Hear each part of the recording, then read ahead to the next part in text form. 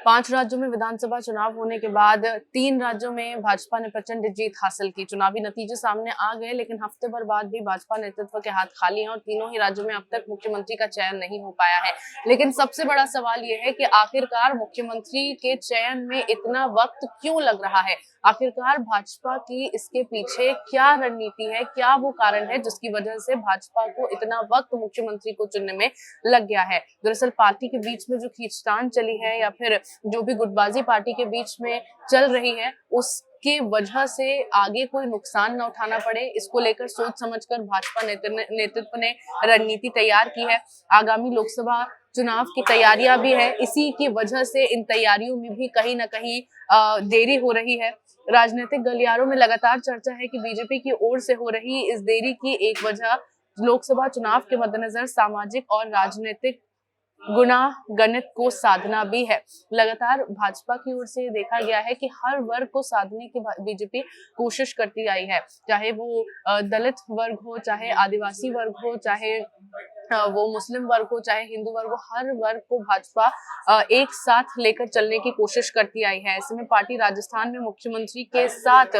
2 उप मुख्यमंत्री भी बना सकती है और इन 3 पदों पर राजपूत, ब्राह्मण, मीणा और जाट समाज के नेताओं को बैठाकर इन समुदायों को बीजेपी से जोड़ने के लगातार प्रयास भाजपा की ओर से किए जा रहे हैं। अगर इसके अलावा बात करें पार्टी स्पीकर की, तो पार्टी स्पीकर के तौर पर भी दलित महिला विधायक को मौका देते हुए इस वर्ग को भी साधने की भाजपा लगातार कोशिशों में लगी हुई है। भाजपा का एकमात्र इरादा है कि 2024 के लोकसभा चुनावों से पहले इन सभी वर्ग को साध लिया जाए और उसके बाद इन महत्वपूर्ण पदों पर बैठाकर आगामी लोकसभा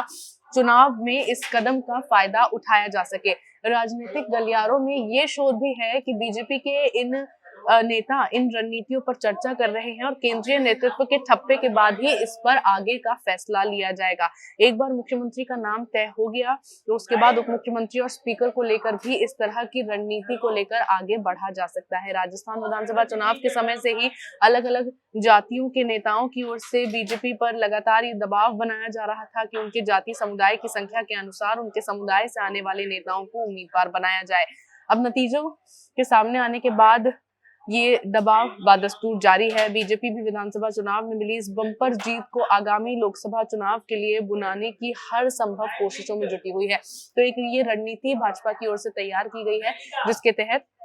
एक बार अगर मुख्यमंत्री का चयन हो गया तो सभी वर्गों को साधने की, एक साथ लेकर चलने की जो रणनीति भाजपा की ओर से तैयार की गई है, उसी को देखते हुए उप मुख्यमंत्री का भी चयन किया जाएगा, उसी को देखते हुए स्पीकर का भी चयन यहाँ पर किया जाएगा। तो देखना ही दिलचस्प होगा इन सभी वर्गों को किस तरह से साथ लेकर बीजेपी चलती है और इस बार किसको उप मुख्यमंत्री बनाया जाता है, किसको मुख्यमंत्री बनाया जाता है और किसको स्पीकर की जिम्मेदारी सौंपी जाती है।